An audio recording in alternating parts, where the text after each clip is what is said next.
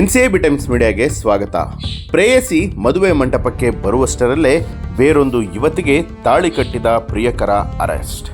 ಹೌದು, ಪ್ರೇಯಸಿಗೆ ವಂಚಿಸಿ ಬೇರೆ ಯುವತಿಯ ಜೊತೆ ಮದುವೆಯಾಗಿದ್ದ ಶರತ್ ಅನ್ನುವಂಥ ವ್ಯಕ್ತಿಯನ್ನ ಪೊಲೀಸರು ಬಂಧಿಸಿದ್ದು, ಸದ್ಯ ಕೋರ್ಟ್ ನವ ವಿವಾಹಿತನನ್ನ ನ್ಯಾಯಾಂಗ ಬಂಧನಕ್ಕೆ ಒಪ್ಪಿಸಿದೆ.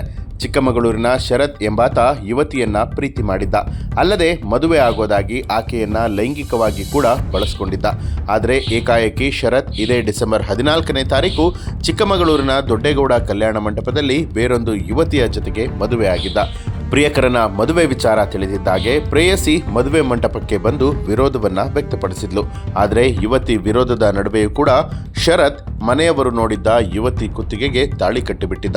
7 ಜನರ ವಿರುದ್ಧ ಹಲ್ಲೆ ಆರೋಪದಲ್ಲಿ ದೂರನ್ನ ದಾಖಲು ಮಾಡಿದ್ಲು. ಈ ದೂರಿನ ಮೇರೆಗೆ ಚಿಕ್ಕಮಗಳೂರಿನ DCRE ಠಾಣೆಯ ಪೊಲೀಸರು FIR ಅನ್ನ ದಾಖಲು ಮಾಡಿಕೊಂಡು ಡಿಸೆಂಬರ್ 22ನೇ ತಾರೀಕು ರಾತ್ರಿ ನವ ವಿವಾಹಿತ ಶರತ್ನನ್ನ ಬಂಧಿಸಿ ಕೋರ್ಟ್ಗೆ ಹಾಜರುಪಡಿಸಿದ್ದು, ಇದೀಗ ಕೋರ್ಟ್ ಶರತ್ಗೆ ನ್ಯಾಯಾಂಗ ಬಂಧನವನ್ನ ವಿಧಿಸಿದೆ. ಪ್ರೇಯಸಿ ಜೊತೆ ಸುತ್ತಾಡಿ ತನ್ನ ತೀಟೆ ತೀರಿಸಿಕೊಂಡು ಮೋಸ ಮಾಡಿದ್ದ ಶರತ್ ಇದೀಗ ಜೈಲು ಪಾಲಾಗಿದ್ದಾನೆ.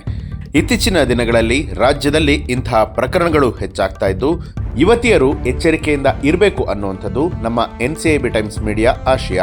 ಇಂತಹ ಹಲವು ಮಾಹಿತಿಗಳಿಗಾಗಿ ಈಗಲೇ ನಮ್ಮ ಚಾನೆಲ್ ಅನ್ನು ಸಬ್ಸ್ಕ್ರೈಬ್ ಮಾಡಿ, ಬೆಲ್ ಐಕಾನ್ ಒತ್ತಿ.